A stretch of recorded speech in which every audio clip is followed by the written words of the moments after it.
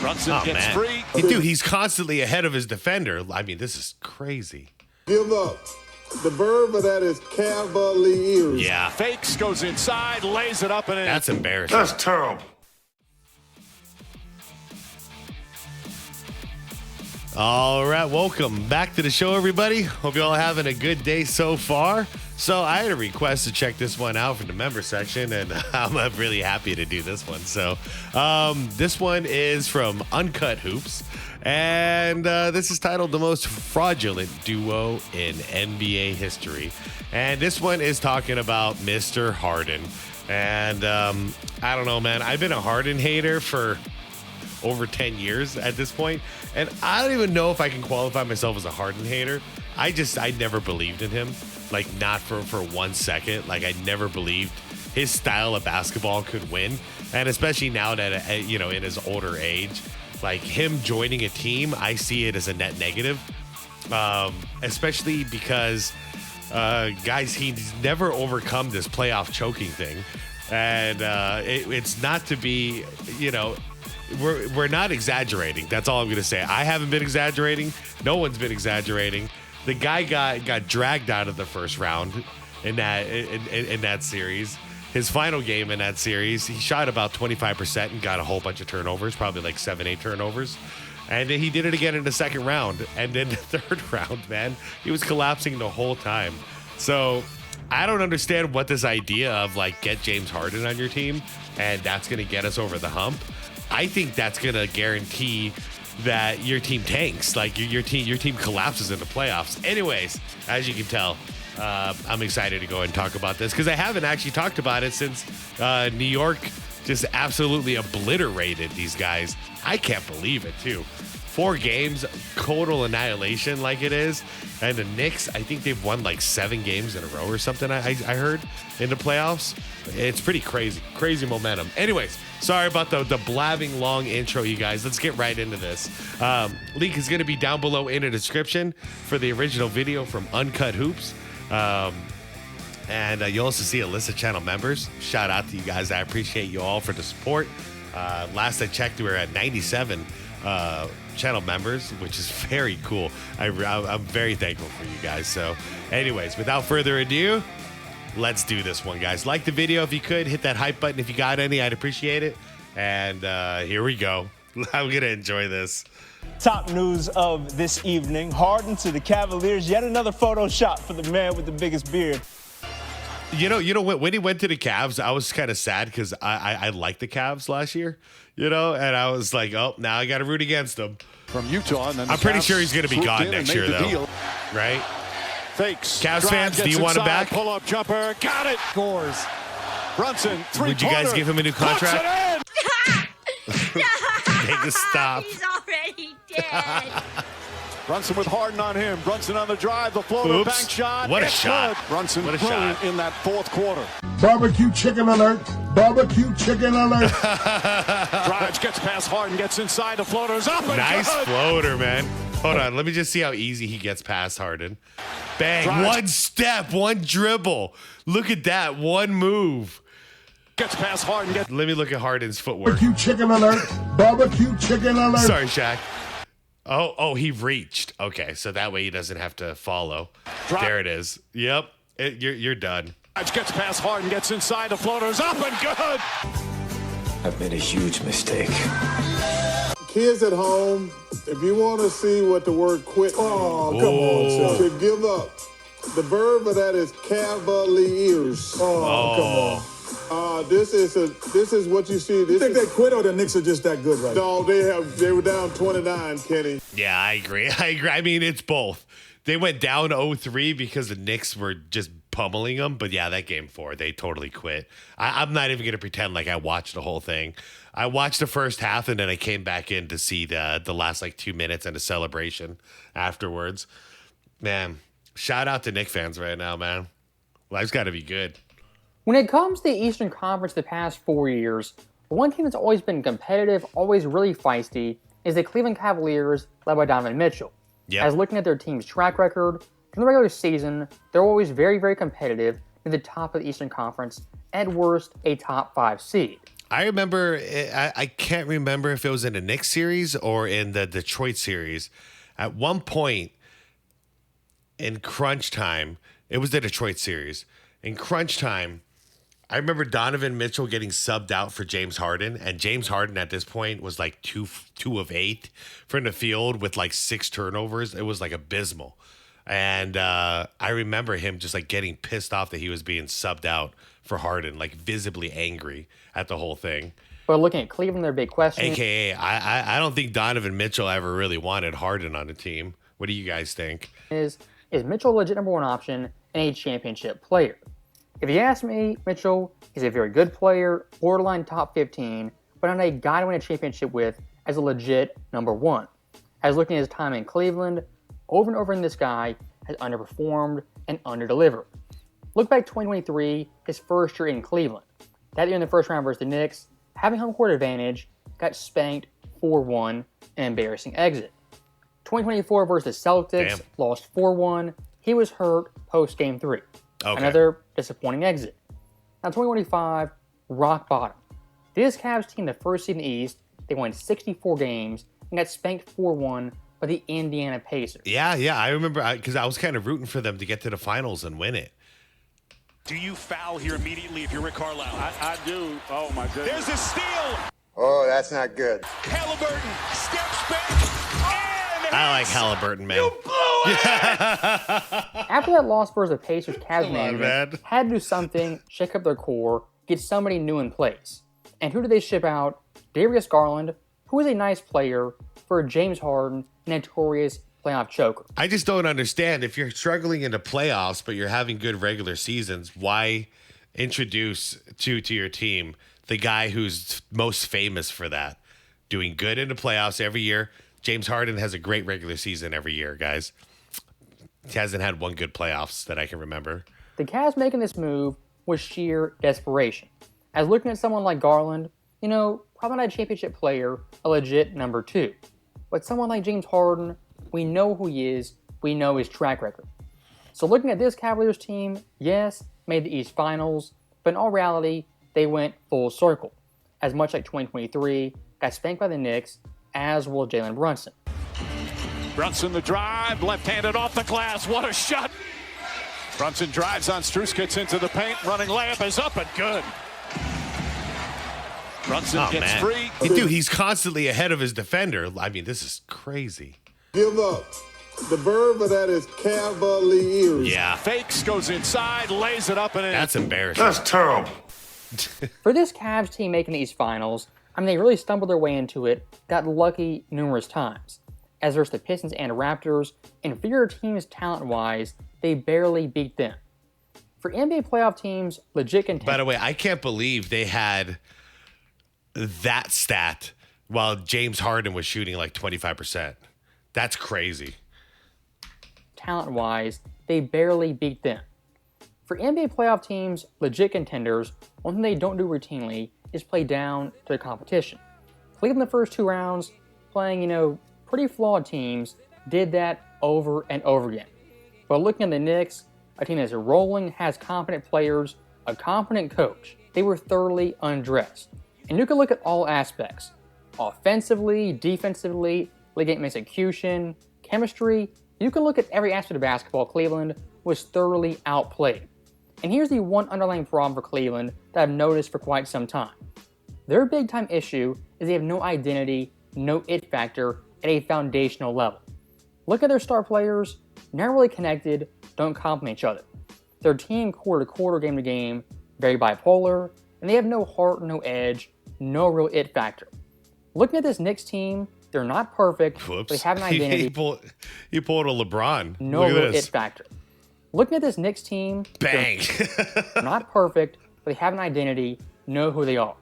Looking at Cleveland, who are they? I think he's fired. And what do they stand for? Is their strength offense, defense, late game play? What is their strength? What do they hang their hat on? Even after this playoff run, I still don't know it.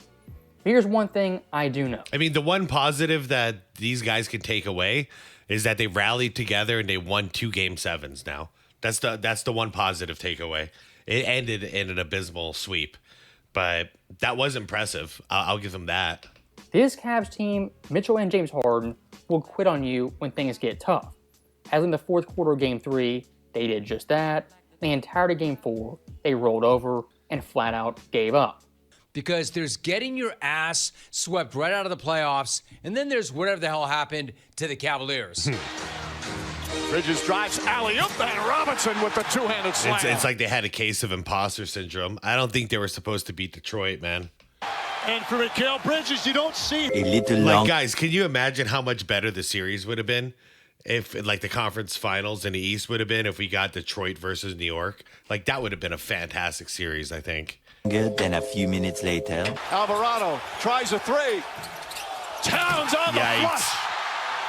It's another Nick Avalanche. 24-point lead. That somehow, to me, feels much worse than just a mere sweep.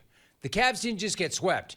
They got, I don't know, vaporized.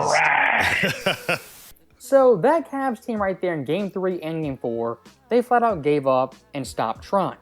And look at Donovan Mitchell, their leader, their so-called leader. At this point for him in his NBA career, he kind of is who he is. Don't look at his Cleveland days, look at his time even in Utah. Post his rookie year every single season has fallen woefully short of expectations. 2019, a 4-1 loss versus Houston, another gentleman's sweep. 2020 in the first round, with a 3-1 lead. 21, the second round, was up 2-0 on the Clippers, lost 4 games straight with Kawhi Leonard, missing the final 2 games. Wow. And then 2022... I didn't realize Donovan Mitchell was collapsing in the playoffs too. Wow. So yeah, what are you gonna do out there in Cleveland? And then the main murmur that's going around is don't re-sign Harden. Use that money to sign LeBron. So you got once again, you're replacing a playoff choker for another playoff choker. I don't think this is the answer, but I think it's gonna happen. You guys, at this point, like I'm seeing all the stars align, and I really think LeBron is gonna end up there. Not with Harden, but with Donovan Mitchell. Him and Mitchell are gonna lead the charge for one season in Cleveland. Do you guys think it's gonna happen? I'm really curious. I do. I think it's gonna happen, and it's gonna make me want to vomit all season. And yeah, that's why I think it's gonna happen, because it's like the worst thing that could happen. Except for him coming to Phoenix. Stay the hell away from the Suns, please. Bottom, as versus Dallas in the first round, lost 4-2, with Luka Doncic missing 3 whole games. And pretty important note, what do we see in that series? Jalen Brunson, a young Jalen Brunson, thoroughly outplaying one Donovan Mitchell. That's what you have to do in that situation. When you're giving up size, you have to go out there and come out there with the right type of energy. Brunson ahead of steam. He barrels in deep and scores! 40 points tonight. And there's 41. The more things change, the more they stay the same. If you want to pick a single NBA All-Star who is the most passed out of anyone, it is in fact Donovan Mitchell. As looking at his playoff history, there really is none. And one trend we see over and over again is him getting outplayed and beaten by guys who supposedly he's better than. Case in point, someone like Brunson. Brunson, unlike Mitchell, has always been doubted as the guy on the team, the number 1 option. What Brunson does routinely, he rises in the playoffs and actually overachives. He ain't lying. Yeah. Now, when talking about underachieving, we have one James Harden. And looking hard in this series, the entire playoff run, and this guy is up and down, highly erratic. You never know what you're getting. Damn. 30% in the fourth, yeah. 4 turnovers, 16 points per game. I wonder how many field goals.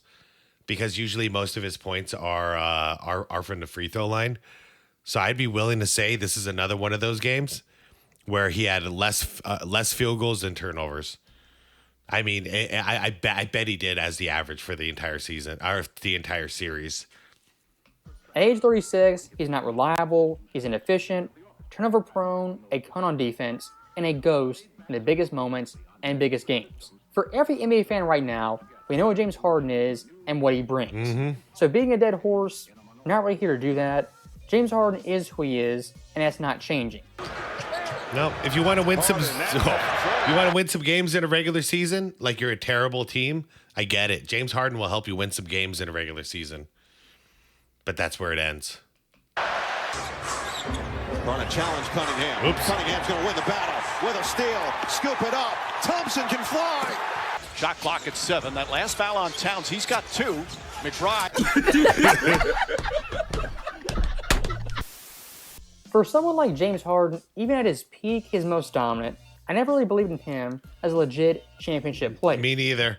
And the second I heard Kobe call it out, that nobody will ever win playing that style of basketball, yeah, it just like confirmed everything for me. I was like, yeah, if he thinks the same, I'm totally justified. It's not. He doesn't win.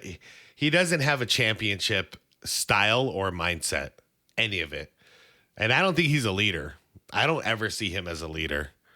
And now as a number 2 option in Cleveland, the Clippers, Philadelphia, and Brooklyn, I'm also not a Go over those stats. 2 for 8. Yeah, I'm so used to 2 for 8 when it comes to Harden. 2 for 8 and like 6 turnovers. believer. As looking at his play style, he's too damn inconsistent. And age 36, that's simply not changing.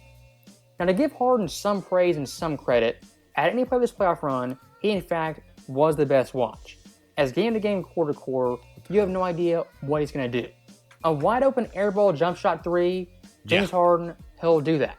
Falling over half court to turnover, he'll do that. A foul baiting off the backboard shot, also a turnover. James Harden, also capable of even doing that. James Harden this year's playoff run was a clear-cut MVP, the most hilarious moments, the most comedic watch. Yeah, I remember that overtime game against Detroit where he went, I think at that point it was like 10 for 10 from the free throw line. And then we went to overtime and then he went 3 for 6.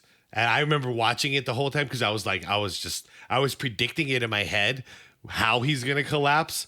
And it was so funny, man. I mean, it's nerves. It's just choking. You know, you go 10 for 10, 100%, you know, when the pressure's low. But then when the pressure's high in overtime, all of a sudden you're shooting 50% from the line. Drastic. Like the mental part of the game is so underestimated. If you want to pinpoint a single especially game, to those who just look at stat sheets, you know, you're missing the whole other 50% of the game. Yikes. it was the most James Harden-esque game. Hold on. Big watch. If you want to pinpoint a single game, it was the most James Harden-esque game. It's clearly game 1 versus the Knicks in MSG, as in that fourth quarter, with a 22-point lead and squandered a key opportunity to go up 1-0. Schroeder to Mitchell. Mitchell catches, fires, hits a 3. 5 minutes later. Anunoby floats it over to Shamet. Shamet a three-pointer. It's good! Brunson with Harden on him. Brunson on the drive, the floater, bank shot. It's good! You suck! So James Harden this series, the entire playoff run, you know, pretty piss poor offensive numbers, and defensively did not show up. But here's the biggest thing, the one thing nobody's talking about, Donovan Mitchell on the defensive end. Mitchell over this entire series, in my personal opinion, was not trying defensively. As games 1 through 4, the Knicks versus Mitchell guarding him. From the field, 23 of 42, nearly 55%. And look at game 3, an absolute disaster. 12 for 14, yeah. Knicks players with Mitchell head-to-head guarding him shot 12 of 14. I'll repeat that. 12 of 14. Wow. Offense during this winning streak has been operating on all cylinders as OG Anunoby. This is that rub cut they love to run with Brunson on the baseline where Karl Anthony Towns becomes. Where'd that space come from? OG Anunoby. This is that rub cut they love Okay. to run with Brunson. Oh, he got shoved a little bit there, but still. Brunson on the baseline where Karl Anthony Towns becomes the back to Brunson. And that shot will be there for Mobley. Stepped into that one with confidence. But yeah, all of his reactions seem late, like he was distracted or something. That's 3 in a row. He's just like a second late to do whatever he's supposed to do. Towns. Jared Allen gets inside. Bridges gets inside. Another beautiful pass. Yeah. I ain't gonna lie, I'm getting right back to him. Pass inside, deflected by Towns. Sloppy turnovers. Oh, what a pass for Sloppy Anunoby. Jones. They're trying to get Donovan Mitchell or James Harden. I heard you like him extra sloppy. The drive, left-handed off the glass. What a shot from Jalen Brunson. Brunson fakes, drives, gets inside. Lamp, he banks it home. I mean, that was decent. That was just a hell of a shot. So once again, to restate, the Mitchell-Harden duo, we knew it wouldn't last long, be that successful. But look at them getting swept I mean, everything went wrong. The wheels completely fell off. Hey, can I be completely honest, though? As the Harden hater I am, I thought they were going to get bounced in the first round, okay? Them making it to the conference finals, they overachieved compared to what my expectations were. So even though I'm having a good laugh now that they're out and they got swept, I guess good job. But it wasn't because of Harden. It was in spite of Harden. He was like absolutely tanking in those first 2 Game 7s. But his team just dragged him across the finish line to the next round. But it's ironic. I ended up wrong about this one, but I wasn't wrong about how he would play. I got that like dead on. But what I didn't take into effect was that somehow his team was going to rally and still get the job done, even though he was doing his best job to go home early. Crazy how it worked. Crazy playoffs this year. Game 3 in the fourth quarter, a choke job. Game 4 the entire time, a disgrace to basketball, an embarrassment. Yo, they called that foul. Hold up. Wrong. The wheels completely fell off. Game 3 in the fourth quarter, a choke job. I don't like that kind of stuff being called for a foul, man. I don't like that at all. Game 4 the entire time. Nice shot, though. A disgrace to basketball, an embarrassment to the East Finals. And look at their entire core.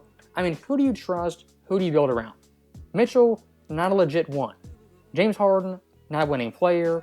Allen, a good player, not a star or superstar. And Evan Mobley has no real dog in him, no it factor, no go-getter mentality. This Cavs team, top to bottom, including coaching, which is also awful, they're highly, highly flawed. So looking at that Game 4 loss, to me it's pretty clear, an end of an era, and Mitchell's time in Cleveland is effectively over. And then he's the number 1 option, your ceiling is capped, and when Harden's your number 2, it's capped even lower. As always, thank you guys for watching. Hope you enjoyed it. As next time. Man, I think Uncut feels about Donovan Mitchell like I do about Harden. Oh, man. Anyways, I don't know if there's anything else really to say in the outro on this one, you guys. I feel like it's all been said. Like I said, I could only laugh so much because they still somehow made it to the conference finals. And I don't think I've really let that process until now. Like, they actually went. They got to the 3rd round. James Harden got to the 3rd round in 2026. How crazy is that?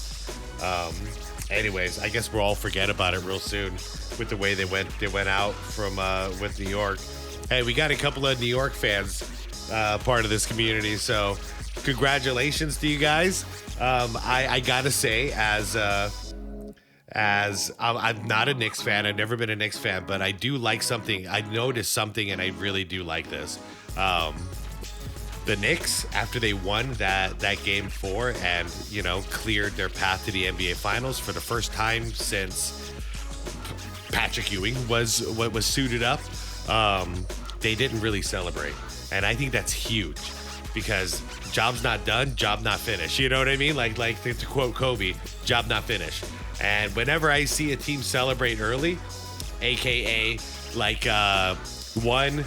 We just covered recently with the Miami Big Three celebrating before you won a single game together or played a single game together. That's a bad idea. Or 2, Shaq learned this lesson in Orlando. What was it, 1995? Yeah, 95 in the playoffs, where they got to the NBA Finals. They were going to match up against Hakeem's Houston Rockets, and he tells the stories, man. They were out partying, clubbing like crazy. They even went to Disneyland and had a big old parade in Disneyland just because they got to the finals. And then guess what? They got their asses kicked. So one thing I will say for you Knicks fans is that's a good sign. Historically, that's a very good sign. Your guys are locked in. They're focused on the big prize. Now, yeah. That's all I gotta say about it. Honestly, I'm kind of pulling for the Knicks. Like I'm pulling for the Knicks here. Like, you guys haven't been here in a long time. A championship would be pretty cool for you guys. So we'll see how it all plays out. I'm excited to find out how it goes, and hopefully you guys are too. And we'll just have to see. But yeah, to my Knicks fans, congrats, you guys. Congrats. All right, guys, I am heading out. Thank you so much for watching. Please leave your comments down below, and we'll have a good old conversation like we always do. Like the vid on the way out if you could. I'd appreciate it. Subscribe if you want more content like this. And most importantly, it's the be water, my friends.